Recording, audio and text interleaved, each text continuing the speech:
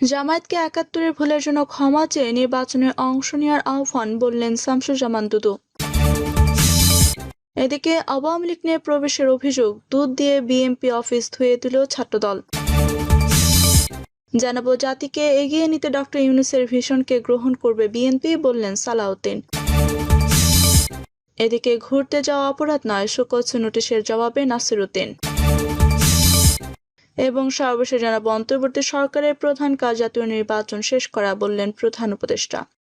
শুনছিলেন সংবাদ শিরোনাম, এবারে বিস্তারিত। জামায়াতকে ৭১-এর ভুলের জন্য ক্ষমা চেয়ে নির্বাচনে অংশ নেওয়ার আহ্বান, বললেন শামসুজ্জামান দুদু।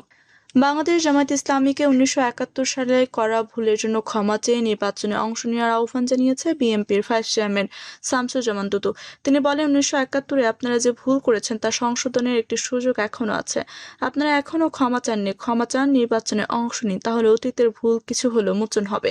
আর যদি নির্বাচন প্রতিরোধের জন্য রাস্তায় নামেন, তাহলে সেই ভুল দ্বিগুণ হবে। জামায়াতের উদ্দেশ্যে তিনি বলেন, একসময় আন্দোলনের স্বার্থে, গণতান্ত্রিক লড়াইয়ের স্বার্থে বিএনপি আপনাদের পাশে দাঁড়িয়েছিল। সে সময় আপনাদের গণমানুষের কাছাকাছি আসার সুযোগ হয়েছিল। বিএনপি তখন ক্ষতিগ্রস্ত হলেও জাতীয় স্বার্থের পাশে ছিল। সেটা যদি মনে রাখেন, তবে আপনার জন্য, দেশের জন্য সেটি হবে শুভকর। বর্তমানে বিএনপি হলো একমাত্র দল যার শিকড় দেশের সর্বস্তরে ছড়িয়ে আছে উল্লেখ করে তিনি বলেন, যেখানে ১০ জন আছে সেখানে ৬ থেকে ৭ জন বিএনপির। আওয়ামী লীগ ছিল, হারিয়ে গেছে। বিএনপি যদি উঠে দাঁড়ায়, তাহলে পুলিশ বা মিলিটারি দরকার হবে না। সেখানে ৬ থেকে ৭ জন বিএনপির। আওয়ামী লীগ ছিল, হারিয়ে গেছে। বিএনপি যদি উঠে দাঁড়ায়, তাহলে পুলিশ বা মিলিটারি দরকার হবে না। তারা নিজেরাই দেশ রক্ষা করতে পারবে, এটাই বাস্তবতা। তাই বিএনপিকে ঠেকাতে নানা অজুহাত, বিভ্রান্তি, নাটক সামনে আনা হচ্ছে। ছাত্রদলের সাবেক সভাপতি বলেন, আমরা বিশ্বাস করি ডক্টর ইউনূসের নেতৃত্বে একটি ভালো নির্বাচন সম্ভব। বিএনপি আগাগোড়া এই নির্বাচনী উদ্যোগকে সমর্থন দিয়ে আসছে। সরকার এখনও সংসদ নির্বাচনের ঘোষণা দিয়েছে, নির্বাচন কমিশনের প্রস্তুতি নিচ্ছে, কিন্তু কেউ কেউ এই নির্বাচন প্রতিহত করার কথা বলছে, দাবি আদায়ের পথে নামার হুমকি দিচ্ছে। যদি নির্বাচন না হয়, তাহলে দেশ অনিশ্চিত গন্তব্যে পৌঁছাবে। দুদু বলেন, স্বাধীনতার পর জাতি শেখ মুজিবুর রহমানের কাছ থেকে যে প্রত্যাশা করেছিল তা পূরণ হয়নি। তার শাসনামলে ৪০,০০০ বিরোধী দলের নেতা নিহত হয়েছিল, দুর্ভিক্ষে মানুষ না খেয়ে মারা গেছে। যে জাতির লক্ষ লক্ষ মানুষ শহীদ হয়েছিল স্বাধীনতা, গণতন্ত্র এবং দোমুঠ ভাত পাবে এই প্রত্যাশায়, একটা চাকরি পাবে এই প্রত্যাশায়, তারা কিভাবে উপেক্ষিত হয়েছে এবং নিগৃহীত হয়েছে। ৭২ থেকে ৭৫ এই সময়টা যারা দেখেনি, শুধু বই পড়ে তারা সবটা জানতে পারবে না। আওয়ামী লীগ নিয়ে প্রবেশের অভিযোগ, দুধ দিয়ে বিএনপি অফিস ধুয়ে দিল ছাত্রদল। গাজীপুরের কালিয়াকৈরে ১ মণ দুধ দিয়ে উপজেলা বিএনপি কার্যালয় ধুয়ে দিয়েছে ছাত্রদলের নেতাকর্মীরা। বিএনপির একটি পক্ষ থেকে সেখানে আওয়ামী লীগ নেতাকর্মীদের সঙ্গে এনেছিলেন এমন অভিযোগ তুলে তারা এই প্রতিবাদ কর্মসূচি পালন করেন। দুধ দিয়ে পার্টি অফিস ধোয়ার ভিডিও সামাজিক যোগাযোগের মাধ্যমে ছড়িয়ে পড়েছে। বুধবার রাত ৯:৩০টার দিকে কালিয়াকৈর বাজারে বিএনপি কার্যালয়ে ঘটনা ঘটে। ওই ঘটনার ভিডিও বৃহস্পতিবার সকালে সামাজিক যোগাযোগ মাধ্যম ফেসবুকে ছড়িয়ে পড়ে। ছাত্রদল ও বিএনপি নেতাকর্মীরা জানান, ৫ই আগস্ট ছিল গণঅভ্যুত্থান দিবস। দিবসটি উপলক্ষে বিএনপি বিজয় মিছিল ছিল। তবে সেই মিছিলে বিএনপির একটি পক্ষ আওয়ামী লীগ নেতাকর্মীদের নিয়ে দলীয় কার্যালয়ে প্রবেশ করেন। এতে গণ অভ্যুত্থানকে অপমান করা হয়েছে, পাশাপাশি দলীয় ভাবমূর্তি নষ্ট হয়েছে এমন অভিযোগ এনে পার্টি অফিস ধোয়ার কর্মসূচি পালন করে ছাত্রদল। কালিয়াকৈর উপজেলা ছাত্রদলের যুগ্ম আহ্বায়ক তৌহিদুল ইসলামের নেতৃত্বে দুধ দিয়ে বিএনপি কার্যালয়টি ধোয়ার আয়োজন করা হয়। ভিডিওতে দেখা যায় ছাত্রদলের নেতাকর্মীরা বালতি থেকে মগে করে দুধ নিয়ে বিএনপি কার্যালয়ের মেঝে ধুয়ে দিচ্ছেন। এ সময় কয়েকজনকে বলতে শোনা যায়, আওয়ামী লীগকে পুনঃপ্রতিষ্ঠা করার জন্য নব্য বিএনপির লোকজন সেখানে ছাত্রলীগ ও যুবদলের লোকজন নিয়ে প্রবেশ করেছিলেন। এ বিষয়ে ছাত্রদল নেতা তৌহিদুল ইসলাম গণমাধ্যমকে বলেন, মঙ্গলবার সকালে গণঅভ্যুত্থান দিবসে আমরা দোয়া মাহফিল শেষ করে চলে গিয়েছিলাম। পরে জেলা বিএনপির সদস্য সচিব চৌধুরী ইশরাক আহমেদ সিদ্দিকী পার্টি অফিসে এসেছিলেন। তার সঙ্গে যারা এসেছিলেন তাদের বেশিরভাগ আগেই আওয়ামী লীগের রাজনীতির সঙ্গে জড়িত ছিল। এতে আমাদের পার্টি অফিস কলঙ্কিত হয়েছে, তাই আমরা ১ মণ দুধ দিয়ে পার্টি অফিস ধুয়ে ফেলেছি। এ বিষয়ে চৌধুরী ইশরাক আহমেদ সিদ্দিকী বলেন, কিছু ছেলে পেলে দুধ দিয়ে অফিস ধুয়ে ভিডিও করছে। ওরা কি করলো সেগুলো দেখার বিষয় না। আমরা যাদের নিয়ে নতুন কমিটি করেছি সবাই বিএনপি রাজনীতির সঙ্গে জড়িত। জাতিকে এগিয়ে নিতে ডক্টর ইউনূসের ভিশনকে গ্রহণ করবে বিএনপি, বললেন সালাউদ্দিন। ভবিষ্যতে জাতিকে এগিয়ে নিতে প্রধান উপদেষ্টা অধ্যাপক ডক্টর মোহাম্মদ ইউনূসের ভিশনকে বিএনপি গ্রহণ করবে বলে জানিয়েছে দলটির স্থায়ী কমিটির সদস্য সালাউদ্দিন আহমেদ। দক্ষিণ বা উত্তরপন্থী নয়, বিএনপি বাংলাদেশপন্থী বা মধ্যপন্থী দল উল্লেখ করে সালাউদ্দিন আহমেদ বলেন, বিএনপি গণমানুষের দল। রাজনৈতিক দলগুলোর মধ্যে আদর্শিক পার্থক্য থাকলেও জাতীয় স্বার্থে সবার জন্য এক জায়গায় বসতে পারে সেরকম পরিবেশ সৃষ্টিতে কাজ করছে বিএনপি। এজন্য সব পন্থার সঙ্গে আলোচনা করা হচ্ছে। সরকারের কাছে আরও বেশি প্রত্যাশা ছিল জানিয়ে তিনি বলেন, নানা বাধা বিপত্তি উপেক্ষা করে যা অর্জন করেছে এর বেশি হয়তো সম্ভব ছিল না, তবে জাতির আশা আরও বেশি ছিল। সরকার যথাযথ সময় যথাযথ পদক্ষেপ নিতে ব্যর্থ হয়েছে বলে জানান তিনি।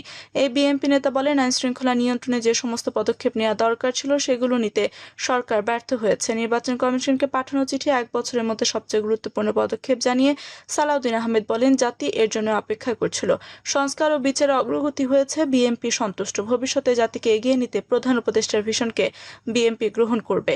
নির্বাচন পরিচালনার জন্য দ্রুত আইনকানুন প্রণয়ন হবে প্রত্যাশা রেখে বিএনপির সিনিয়র এই নেতা বলেন, নির্বাচন সংক্রান্ত সাংবিধানিক সংস্কার নির্বাচিত সরকার করবে। এছাড়া বর্তমানে পুলিশ স্ট্রাকচার রাতারাতি পরিবর্তনের সুযোগ না থাকলেও নির্বাচন পরিচালনায় তাদের রাখতে হবে, তবে মূল ভূমিকা রাখবে সেনাবাহিনী। তিনি বলেন, জনগণের স্বচ্ছ নির্বাচন চায়। জনগণ যেখানে স্বচ্ছ নির্বাচন চায় সেখানে জনগণ ও প্রার্থীদের মানসিকতার কারণে আইন শৃঙ্খলা বাহিনীর ভূমিকা গৌণ হবে। জোটের বিষয়ে এই নেতা বলেন, তফসিল ঘোষণা আগ পর্যন্ত সমমনা যে কোনো রাজনৈতিক দলের সঙ্গে জোট হতে পারে, তবে জোটের বিষয়ে এখনো সিদ্ধান্ত হয়নি। ঘুরতে যাওয়া অপরাধ নয়, শোকজ নোটিশের জবাবে নাসির উদ্দিন। দলকে না জানিয়ে কক্সবাজার ঘুরতে যাওয়ার কারণ ব্যাখ্যা করে শোকজ নোটিশের জবাব দিয়েছে জাতীয় নাগরিক পার্টির মুখ্য সমন্বয়ক নাসির উদ্দিন পাটোয়ারি। বৃহস্পতিবার এনসিপির মিডিয়া সেলের সদস্য ও দলের যুগ্ম মুখ্য সমন্বয়ক খান মোহাম্মদ মুরসালিন ঢাকা পোস্টকে তথ্য নিশ্চিত করেছেন। এনসিপি সূত্র জানায়, হাসনাত আবদুল্লাহ ও নাসির উদ্দিন পাটোয়ারি পৃথকভাবে লিখিত আকারে শোকজ নোটিশের জবাব দিয়েছে। নাসির উদ্দিন পাটোয়ারি শোকজ নোটিশের জবাব ঢাকা পোস্টের পাঠকদের জন্য হুবহু তুলে ধরা হলো। 5 আগস্ট 2025 তারিখে আমার কোনো পূর্ব নির্ধারিত রাষ্ট্রীয় বা সাংগঠনিক কর্মসূচি ছিল না। দল থেকেও আমাকে এ সংক্রান্ত কোনো দায়িত্ব বা কর্মপরিকল্পনা জানানো হয়নি। 4 আগস্ট রাতে দলের মুখ্য সংগঠক হাসনাত আবদুল্লাহ তার কোচিং অফিসের সহকর্মীর ফোন ব্যবহার করে আমাকে জানায় সে তার স্কুল বন্ধুদের সঙ্গে 2 দিনের জন্য ঘুরতে যাবে। আমি তাকে আহ্বায়ক মহোদয়কে অবহিত করতে বলি এবং সে জানায় বিষয়টি জানাবে এবং আমাকেও জানাতে বলে, যেহেতু তার নিজস্ব ফোন পদযাত্রায় চুরি হয়ে গিয়েছিল। 4 আগস্ট রাতে পার্টি অফিসে আমি আহ্বায়ক মহোদয়ের সঙ্গে দেখা করে বিষয়টি জানাই। একই রাতে আমি সদস্য সচিব মহোদয়ের সঙ্গে ফোনে যোগাযোগ করে আমি জানতে পারি যে রাষ্ট্রীয় প্রোগ্রামে দল থেকে 3 জন প্রতিনিধি যাচ্ছেন এবং সেখানে আমার কোনো কাজ নেই। আমি কোনো দায়িত্ব না থাকা এবং ব্যক্তিগত প্রয়োজন ও মানসিক প্রস্তুতির অংশ হিসেবে ঘুরতে যাওয়ার সিদ্ধান্ত গ্রহণ করি। সফর সঙ্গী হিসেবে সহস্ত্রী সার্জিস আলম ও তাসনিম যারা খালেদ সাইফুল্লাহ দম্পতি যুক্ত হন। আমি ঘুরতে গিয়েছিলাম, তবে এই ঘোরার লক্ষ্য ছিল রাজনীতির ভবিষ্যৎ দিক নির্দেশনা নিয়ে একান্তে চিন্তা ভাবনা করা। সাগরের পাড়ে বসে আমি গভীরভাবে ভাবতে চেয়েছি গণঅভ্যুত্থান, নাগরিক কমিটি, নাগরিক পার্টি কাঠামো, ভবিষ্যৎ গণপরিষদ এবং একটি নতুন গণতান্ত্রিক সংবিধানের রূপরেখা নিয়ে। আমি এটিকে কোনো অপরাধ মনে করি না, বরং একজন রাজনৈতিক কর্মীর জন্য এটি একটি দায়িত্বশীল মানসিক চর্চা। কক্সবাজারে পৌঁছানোর পর হঠাৎ গুজব ছড়িয়ে পড়ে যে আমরা নাকি সাবেক মার্কিন রাষ্ট্রদূত পিটার হাসের সঙ্গে দেখা করতে এসেছি। আমি তাৎক্ষণিকভাবে গণমাধ্যমকে জানাই এটি সম্পূর্ণ মিথ্যা এবং উদ্দেশ্য প্রণোদিত অপপ্রচার। হোটেল কর্তৃপক্ষ নিশ্চিত করে জানায় সেখানে পিটার হাস নামে কেউ নেই। পরবর্তী সময়ে বিভিন্ন সূত্র থেকে জানা যায় তিনি তখন ওয়াশিংটনে অবস্থান করছিলেন। এই গুজব এটি পরিকল্পিত ষড়যন্ত্র এবং আমাদের ভাবমূর্তি নষ্ট করার অপচেষ্টা। অতীতেও আমি এই হোটেলে থেকেছি এবং কখনো কোনো বিতর্ক সৃষ্টি হয়নি। অতীতেও আমি বেশ কয়েকবার ঘুরতে গিয়েছি, কিন্তু ঘুরতে এলে দলের বিধিমালা লঙ্ঘন হয় এমন কোনো বার্তা আমাকে কখনো দল থেকে দেওয়া হয়নি। পরিস্থিতির আলোকে আমি মনে করি শোকজ নোটিশটি বাস্তব ভিত্তিক নয়। আমার সফর ছিল স্বচ্ছ, সাংগঠনিক নীতিমালা বিরোধী নয় এবং একান্ত ব্যক্তিগত চিন্তাভাবনার সুযোগ মাত্র। তবুও দলীয় শৃঙ্খলার প্রতি শ্রদ্ধা রেখে এবং রাজনৈতিক স্বাধীনতা বজায় রেখে আমি এর লিখিত জবাব প্রদান করছি। অবশ্য জগতের সভ্যতার এক নিদর্শন হিসেবে আমার বক্তব্য স্পষ্ট, ঘুরতে যাওয়া অপরাধ নয়, কারণ ইতিহাস কেবল মিটিংয়ে নয়, অনেক সময় নির্জন চিন্তার ঘরে বা সাগরের পাড়েও জন্ম নেয়। 5 আগস্ট জুলাই গণঅভ্যুত্থান দিবসের ঐতিহাসিক দিনটিতে গতকাল জাতীয় নাগরিক পার্টির 5 শীর্ষ নেতা কক্সবাজার সফর করেন। বেলা 11:30 থেকে বাংলাদেশ বিমানের BG 433 ফ্লাইটে কক্সবাজার বিমানবন্দরে তারা অবতরণ করেন। এই খবর ছড়িয়ে পড়লে সামাজিক যোগাযোগ মাধ্যমে বিভিন্ন ধরনের গুঞ্জন ছড়াতে থাকে। কেউ কেউ দাবি করেন ওই শীর্ষ নেতারা সাবেক মার্কিন রাষ্ট্রদূত পিটার হাসের সঙ্গে কক্সবাজার একটি হোটেলে বৈঠক করতে গেছেন। এই খবরে স্থানীয় বিএনপি নেতাকর্মীরা ওই হোটেলের সামনে তাৎক্ষণিক বিক্ষোভ করেন, তবে পিটার হাসের সঙ্গে বৈঠকের খবরে কোনো সত্যতা মেলেনি। অন্তর্বর্তী সরকারের প্রধান কাজ জাতীয় নির্বাচন শেষ করা, বললেন প্রধান উপদেষ্টা।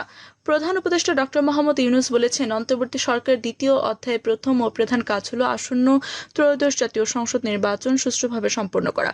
সচিবালয়ে উপদেষ্টা পরিষদের বৈঠক শেষে সাংবাদিকদের এই কথা জানান প্রধান উপদেষ্টা প্রেস সচিব শফিকুল আলম। প্রেস সচিব বলেন, বৈঠকে প্রধান উপদেষ্টা বলেছেন, গত 5 আগস্ট অন্তর্বর্তী সরকারের প্রথম অধ্যায় শেষ হয়েছে। এরপর দ্বিতীয় অধ্যায় শুরু হয়েছে। প্রধান উপদেষ্টা উপদেষ্টাদের উদ্দেশ্যে বলেন, নির্বাচন যেন সুষ্ঠু, নিরপেক্ষ এবং উৎসবমুখর পরিবেশ অনুষ্ঠিত হয় তা নিশ্চিত করাই এখন সরকারের প্রধান দায়িত্ব। প্রেস সচিব আরও জানান, মাইলস্টোন স্কুল অ্যান্ড কলেজে যুদ্ধবিমান দুর্ঘটনায় জীবন বাজি রেখে শিক্ষক মেহেরিন চৌধুরী শিক্ষার্থীদের বাঁচাতে গুরুত্বপূর্ণ অবদান রাখায় শিক্ষা মন্ত্রণালয়ের উদ্যোগে তার নামে একটি অ্যাওয়ার্ড দেওয়ার সিদ্ধান্ত নেওয়া হয়েছে উপদেষ্টা পরিষদের বৈঠকে। প্রিয় দর্শক, এই ছিল এখনকার মতো সর্বশেষ সংবাদ। আপনি সব সংবাদ পেতে চ্যানেলটি সাবস্ক্রাইব করে পাশে থাকা বেল বাটনটি ক্লিক করে রাখুন। ধন্যবাদ সবাইকে এতক্ষণ সাথে থাকার জন্য।